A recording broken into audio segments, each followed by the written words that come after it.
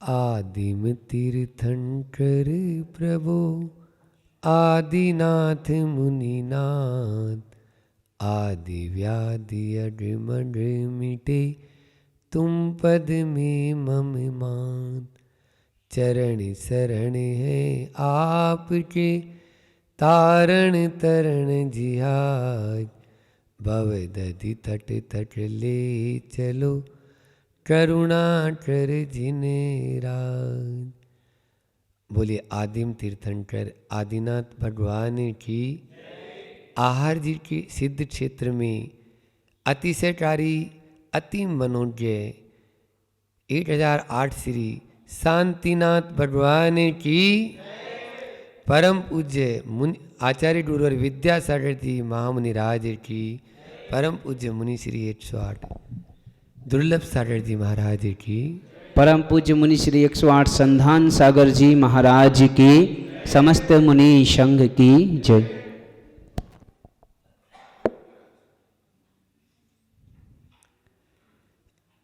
एक व्यक्ति, बैठ जाओ आप लोग भैया, ठीक करके। हाँ, एक व्यक्ति दीवार खड़ी कर रहा है और देखता है थोड़ी सी ऊंचाई दीवार की होती है और गिर जाती है। फिर दोबारा दीवार खड़ी करी, थोड़ी सी ऊंचाई पर गई और गिर गई। और तीसरी बार भी उसने दीवार खड़ी की और वो भी गिर गई। सामने एक संत बैठे थे और उन संत ने वहीं से हंसे। तो हंसे तो वो व्यक्ति बोलता है, महाराज आप हंस क्यों रहे हो? बोले तुम 3 बार दीवार को खड़ी कर लिया और गिर गई, तुम्हारे ये समझ में नहीं आई ये क्यों गिर रही है? बोले वही तो आपसे जानना चाहता हूं कि दीवार कैसे बनेगी। बार बार दीवार को खड़ी करता हूं और गिर जाती है। संत ने पूछा, भाई तुम दीवार तो खड़ी करना चाहते हो, लेकिन ये तो बताओ इसकी नींव कहाँ है? ये तो बताओ इसकी नींव कहाँ है? उस व्यक्ति ने क्या जवाब दिया पता है? बोले दुनिया के लोग बेवकूफ हैं जो नींव कभी दिखती नहीं, जिसको कभी प्रकाश में आती नहीं, ऐसी नींव बनाने से फायदा क्या? तो संत ने कहा, बेवकूफ पूरी दुनिया नहीं, बेवकूफ तू है। बेवकूफ कौन है? बेवकूफ तू है जो बिना नींव के दीवार को खड़ी करना चाह रहा है। मैं सब बच्चों से पूछना चाहता हूं, क्या बिना नींव के दीवार खड़ी हो सकती है? बहुत बढ़िया, नहीं हो सकती है। जब दीवार बिना नींव के खड़ी नहीं हो सकती है, पेड़ बिना जड़ के खड़ा नहीं हो सकता है, मंदिर है कोई भी भवन है बिना फाउंडेशन के तैयार नहीं हो सकता है, तो हम अपने जीवन को बिना नींव के कैसे तैयार कर लेंगे? बोलो, बिना नींव के कभी जीवन आगे बढ़ सकता है? आज आप लोग यहाँ 1936 में जिस गुरुकुल की स्थापना कभी गणेश प्रसाद जी वर्णी ने भावों से भरकर की होगी, जिसमें हमने भी नहीं सोचा कभी कि उस गुरुकुल में जाकर हम भी इस तरह से अध्ययन कर लेंगे, अध्ययन करा देंगे, अपने आप को शिक्षित करेंगे। ऐसे उस गुरुकुल की स्थापना 1936 में गणेश प्रसाद जी वर्णी ने की। आज आप लोग उसी गुरुकुल की बगिया के छोटे छोटे पौधे हैं, लेकिन एक दिन आप यदि आज अपनी नींव को मजबूत बना लेंगे तो मैं कहता हूं विश्व की सबसे ऊंची दीवार आहार जी के गुरुकुल के बच्चे होंगे। क्यों नहीं होंगे? क्योंकि नींव यहां पर ऐसी मजबूत की जा रही है। आपके बीच में वह नींव जब तक मजबूत है, और आप ये मत देखो कि हमें प्रकाश में आना है, आप ये भी नहीं देखना है कि हमारा क्या अस्तित्व है, क्या वजूद है। लेकिन बंधुओं ध्यान रखना, बिना नींव के जिस प्रकार से इमारत खड़ी नहीं है, जिंदगी भी हमारी आगे बढ़ाना है। आज आपके साथ में वही कुछ सूत्रों को लेकर बातचीत करना चाहता हूँ। विचारों का आदान प्रदान ही सबसे बड़ा आदान प्रदान है। धन का आदान प्रदान तो फिर भी एक तरफा होता है, एक तरफा होता है, नहीं होता है। मान लीजिए आपके पास में 1 रुपये का सिक्का है, ठीक है, और इनके पास में भी 1 रुपये का सिक्का है। आप 1 रुपया का सिक्का इनको दे देंगे और इनका 1 रुपये का सिक्का आप ले लेंगे। अब आपके पास कितने रुपए का सिक्का है? 1 रुपये का सिक्का। आपके पास में भी 1 है। लेकिन मैं कहता हूं यदि एक विचार आपके पास में है और एक विचार इनके पास में है, इन्होंने अपना एक विचार आपको दे दिया, आपने अपना एक विचार इनको दे दिया, आपके पास कितने विचार हो गए? 2 विचार। तो धन का आदान प्रदान कभी भी मल्टी नहीं होता है, कभी भी वह बढ़ता नहीं है, उतना का उतना ही रहता है। लेकिन विचारों का आदान प्रदान दुगना दुगना होता चला जाता है। संत के पास में और कुछ नहीं होता, संत के पास में केवल विचार होते हैं और उन विचारों के माध्यम से ही हम अपने जीवन को उन्नति की ओर ले जा सकते हैं। नर से नारायण बन सकते हैं। हम अभी बिल्कुल कच्चे घड़े हैं। जिस प्रकार से कोई भी कुम्हार होता है, कुम्हार जो होता है वो घट का निर्माण करता है, तो लगता उस समय ये है कि देखो कैसा खड़ूस आदमी है, हाँ? मेरे को पहले तो मेरे ऊपर रौंद रहा है मुझे, और फिर उसके बाद में आगी में तपा दिया, चाट में घुमा रहा है, जैसे चक्कर आ जाते हैं। आप लोगों को भी लगता होगा बच्चों कि गुरुकुल में जो पढ़ते हैं तो वो कि देखो हमें कितना डांटते हैं, ये दिन भर 24 घंटा हमें केवल डांट ही सुनने को मिलती है। लेकिन सुन लेना कि विद्या उसी को आएगी, ज्ञान उसी को अर्जन हो पाएगा, जीवन उसी का उन्नत हो पाएगा जो इन सबको सहन कर पाएगा। सोने को कसौटी पे कसा जाता है, लोहे को नहीं। परीक्षा सतियों की होती है, वेश्याओं की नहीं। परीक्षा सतियों की होती है, वेश्याओं की नहीं। लेकिन आजकल के अभिभावक भावुक ज्यादा हो गए। इंग्लिश मीडियम की बात कर रहा हूं, यहाँ की बात नहीं। गुरुकुल में तो अभी भी वही संस्कार है, रहेंगे और रहना भी चाहिए। लेकिन जो कॉन्वेंट आ गए, कॉन्वेंट बोलते हो ना आप लोग, क्या बोलते हो? कॉन्वेंट ही बोलते? हाँ, अनाथ आश्रम। आप लोग तो अनाथ नहीं हो ना, आप लोग गुरुकुल के, अरे ऐसे कुल में आए हो जिसकी बागडोर गुरु ने संभाल रखी है। ऐसे गुरुकुल में आए हैं और एक कॉन्वेंट जिसको अनाथ आश्रम कहते हैं, जिनके माँ बाप नहीं होते वो वहां जाते हैं। तो मैं बोल रहा था अभिभावक भावुक हो गए। क्या हो गए? भावुक हो गए हैं, इसलिए वो उसमें भेज देते हैं, कॉन्वेंट में भेज देते हैं, जहां पर उनको संस्कार के नाम पर कुछ भी नहीं मिल पाते और बड़े होकर वो बड़े आदमी तो बन जाते हैं लेकिन भले आदमी नहीं बन पाते। बड़ा आदमी और भला आदमी जानते हो ना? हाँ, बड़ा आदमी पैसा तो खूब हो जाएगा लेकिन संस्कार कुछ भी नहीं होगा। इसलिए बड़े आदमी बनना नहीं है, हमको भला आदमी बनना है। भले बनेंगे, भला का उल्टा बताओ तो क्या होता है?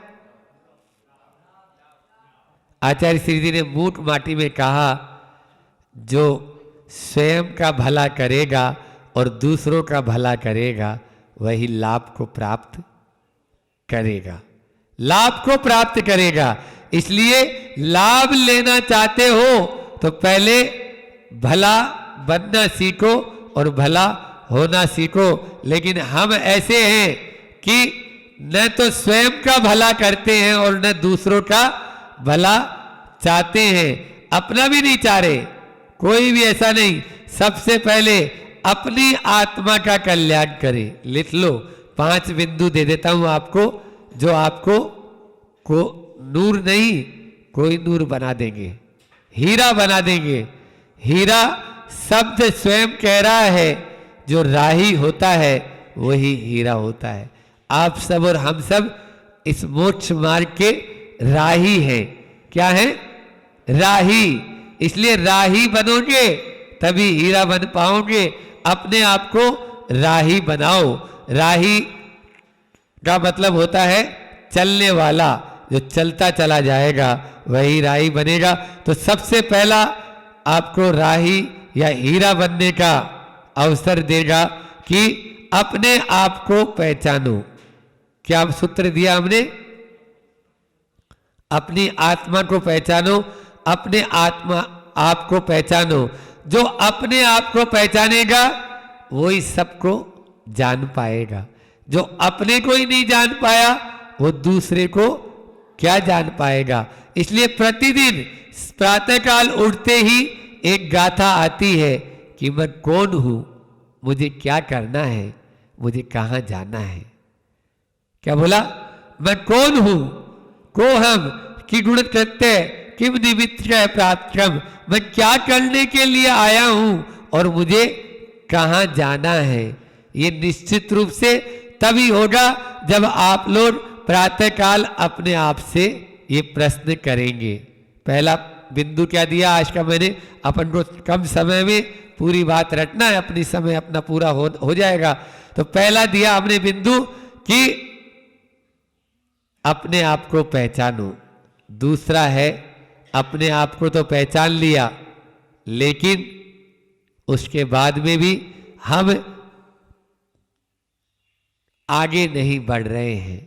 क्यों नहीं बढ़ रहे हैं? क्योंकि हम हमेशा उल्टा सोचते हैं। तो उल्टे की सीधी व्याख्या करो। दूसरा सूत्र क्या दिया? उल्टे की सीधी व्याख्या करो। आप लोग अपने कमरे में एक गिलास रख के सोए, आधा गिलास भरा हुआ पानी का रख के सोए, और प्रातःकाल उठते ही आप उसको देखें। यदि आपके मन में ये विचार आता है ये गिलास आधा खाली है, तो दिन भर आपका भी खाली जाएगा और आप हमेशा खाली ही बने रहेंगे। और आपके मन में यदि ये विचार आता है गिलास आधा पानी से भरा है, तो आपका जीवन भी हमेशा खुशियों से भरा रहेगा और हमेशा आप भी भरे रहेंगे। इसलिए बच्चों सुन लो, हमेशा उल्टे की सीधी व्याख्या करो। या जो आधा खाली है उसमें भी आधा भरा है या नहीं है? तो आपकी दृष्टि में हमेशा क्या क्या रहता है? बोलो, खाली। तो आप खाली रहेंगे ना, फिर कैसे भरे रहेंगे? दो प्रकार की प्रतिक्रिया हो सकती है। किसी ने आपको काजू बादाम पिस्ता मेवा डलावा दूध पिलाया, आप किसी के यहाँ मेहमान गए और उसने आधा गिलास दूध पिलाया। एक प्रकार की प्रतिक्रिया तो ये थी, कैसा काइया आदमी है, दूध भी पिलाया तो आधा गिलास। और दूसरी प्रतिक्रिया ये भी हो सकती है, क्या बात है, उसने क्या दूध पिलाया है, काजू बादाम पिस्ता मेवा डला हुआ गिलास उसने दूध पिलाया। इसलिए जो भी अपन उल्टा है आपको दिख रहा है। और ये बात बता दूं, हमेशा अपना मन जो है ना वो उल्टा ही ज्यादा सोचता है, सुलटा कम सोचता है। सुलटा नहीं सोचता है। पानी जो होता है उसको ऊपर पहुंचाने के लिए मैं हमेशा उदाहरण देता रहता हूं, मोटर की जरूरत पड़ती है, लेकिन नीचे लाने के लिए कोई मोटर चलाने की जरूरत नहीं है, वो तो अपना आप ही आ जाएगा ना, अपना आप आ जाएगा। मन भी हमारा नीचे की ओर तुरंत लुढ़क जाता है। जहां पर भी थोड़ा सा कोई कमी होती है बस वो कमी देखते हैं, यही हमारा कमीनापन है। सुधा सारथी महाराज की भाषा में बोले तो यही हमारा कमीनापन है। अपने कमीनेपन को दूर करो, कमी देखना दूर कर दो तो कमीनापन भी दूर हो जाएगा। इसलिए अपन को आगे बढ़ना है। दूसरा पॉइंट दिया हमने, उल्टे की सीधी व्याख्या करें।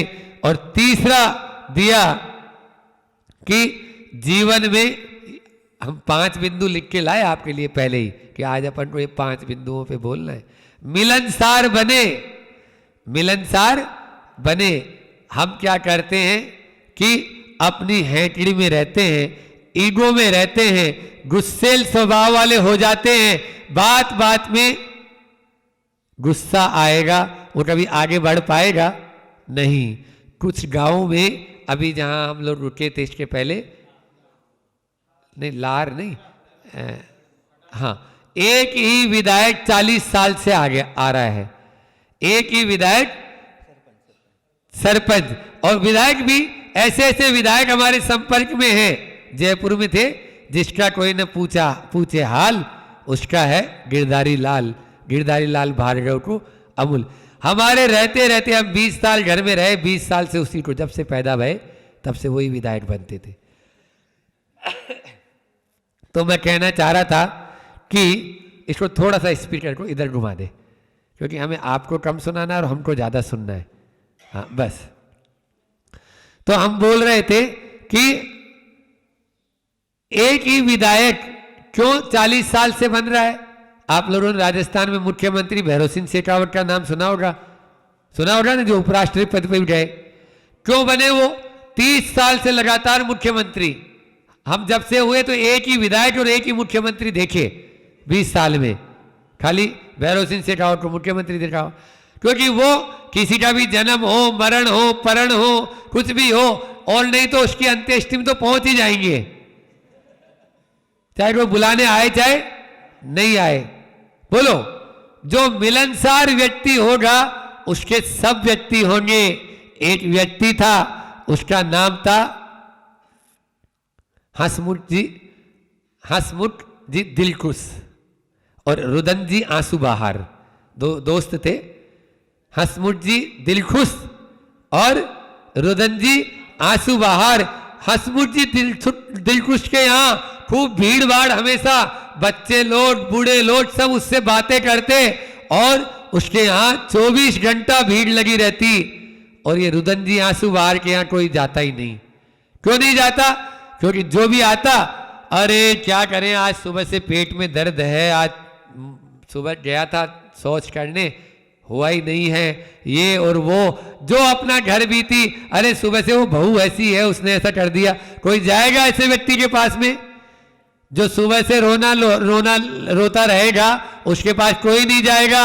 और हसमुख जी दिलखुश के पास में सब आएंगे। क्यों आएंगे? क्योंकि वो हमेशा जो, और भाई कैसे हो, ठीक हो, बढ़िया, टनाटन चल रहा है, बढ़िया, अच्छा, ये सब कुछ। इसलिए जो तीसरा पॉइंट क्या दिया हमने, पहला क्या दिया था, बोलो, भूल नहीं जाना।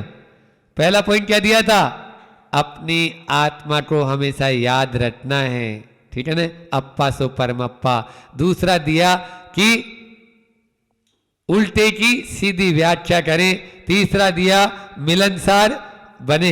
और चौथा है अपने दिन की शुरुआत हंसकर करें। अपने दिन की शुरुआत हंसकर करें। आप हंसते रहेंगे तो निश्चित रूप से आपका जीवन भी आनंदमय होगा। सर्वे भवन्तु सुखिनः। और आप रोते रहेंगे, कुछ नहीं। एक ऐसा हुआ, पति पत्नी नए नए आए और नई नई शादी हुई, साल 1.5 साल हो गया। जिस फ्लैट में वो रहते थे वहाँ से कभी भी लड़ाई की आवाज़ नहीं आई, खटपट की आवाज़ नहीं आई। क्या बात है, ये लोग कभी भी लड़ाई झगड़ा नहीं हुआ ऐसे पति पत्नी, आज तक कभी ऊंची आवाज़ में बात नहीं आई, क्या इनमें कभी खटपट नहीं होती है? तो पूछ लिया, क्यों भाई तुम लोगों में कभी खटपट नहीं होती? नहीं, मेरी पत्नी बहुत गुस्सेल है। गुस्सेल है तो फिर आवाज़ आनी चाहिए ना। बोले वो गुस्से में उठा के घर भर के सारे बर्तन फेंकती रहती है। ये उठाती कभी कभी तो चटला, बेलन, तवा हुआ जो भी उठा के जो मन में आए वही मेरे ऊपर मारती है। बस इतना ही ज़रूर है कि निशाना लग जाता है तो वो हंसती है और निशाना चूट जाती है तो मैं हंसता हूँ।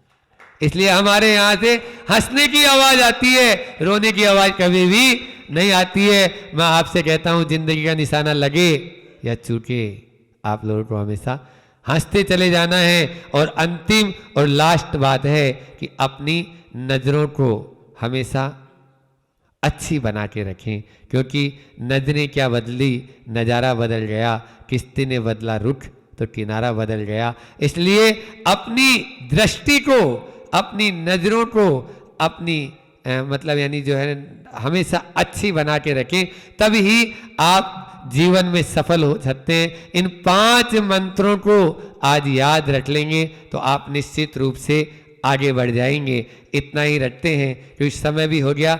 एक हाइकू के माध्यम से अपनी वाणी को विराम देता हूँ कि अभी मैंने बोला था यहाँ पर शिक्षालय है अपना, है ना। शिक्षा वही कहलाती है जो मुक्ति को प्राप्त करा दे। आपके यहाँ बोर्ड पे लिखा हुआ है या विद्या सा विमुक्ति, वही विद्या कहलाती है जो हमें मुक्ति को प्राप्त कराए। तो अभिभावक हाइकू है, अभिभावक भावुक ना बने, भावुक ना बने, भाषा भारती बोलें, भाषा भारती बोलें। आचार्य श्री जी यही कहते हैं हिंदी भाषा हमारी जो है राष्ट्रभाषा है, इसलिए मातृभाषा को प्रोत्साहन मिलना चाहिए। आप लोग 5 भय को याद रखेंगे तो भारत जरूर बदलेगा। पहला है भाषा बदलनी होगी, दूसरा भोजन बदलना होगा, तीसरा भेषज यानी औसत बदलना होगा, चौथा भूषा यानी वेशभूषा बदलनी होगी, अपने कपड़े बदलने होंगे, और 5वें भाव बदलने होंगे। भाषा बदलने के लिए प्रतिभा स्थली जैसी संस्थाओं का निर्माण कर दिया और भोजन बदलने के लिए शांति धारा जैसी योजनाएं चला दी, भूषा बदलने के लिए हथकरघा जैसे केंद्र खोल दिए, भेषज यानी औसत बदलने के लिए पूर्ण आयु जैसे संस्थान आचार्य श्री जी ने दे दिए, और भाव बदलने के लिए चेतन कर्त्रियां बना दी, माता जी और महाराज बना दिए हैं जो हमारे भावों को परिवर्तन कर देंगे। 5 भय बदल देंगे तो भारत जरूर बदलेगा। बोलिए अहिंसा परमो धर्म की। आचार्य गुरु और विद्यासागर जी महामुनि राज की।